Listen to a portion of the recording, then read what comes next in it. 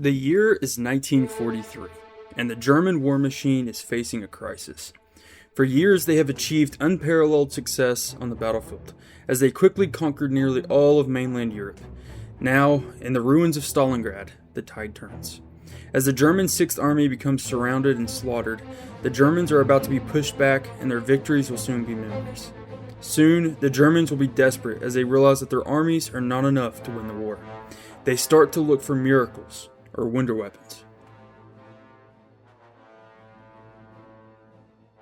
In 1929, German physicist Hermann Orbith developed an idea for a devastating weapon that could harness the power of the sun. This idea was interesting, but impractical, so it was ignored. However, by the time it became evident that the German army was going to lose, Hitler began prioritizing the development of the sun gun and other wonder weapons. As the German engineers began taking a serious look at the sun gun, they imagined a space station that would orbit the Earth 5,100 miles off the surface. The station would be 3.5 square miles in diameter and would house German astronauts who would be used to operate the weapon. In theory, the gun would be so hot and powerful it could boil oceans and incinerate entire cities.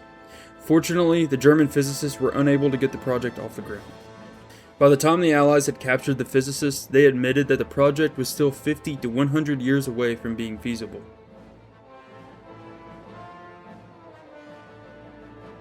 While the sun gun was impractical for the amount of time the Germans had left, another wonder weapon was very much practical and in fact killed thousands of people.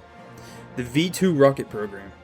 German aerospace engineer Wernher von Braun designed and developed a rocket powerful enough to carry a warhead over 200 miles away. This rocket became the first man-made object to enter space. The rocket was built using Jewish slave labor who worked tirelessly on the ideas of von Braun, and an estimated 20,000 slaves were killed in the building of the rockets.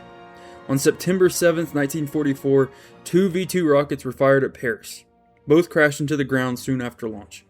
The next day, a single rocket was launched at Paris and struck its target. Later that day, at 6:43 p.m., another rocket was fired at London and struck Staveley Road. This strike killed 63-year-old Miss Ada Harrison, 3-year-old Rosemary Clark, and Bernard Browning, a sapper on leave from the Royal Engineers. These tragic people would be the first of 9,000 people killed by these rockets, which were fired indiscriminately at civilian centers. This wonder weapon was perhaps the most successful the Germans fielded and would become revolutionary for science.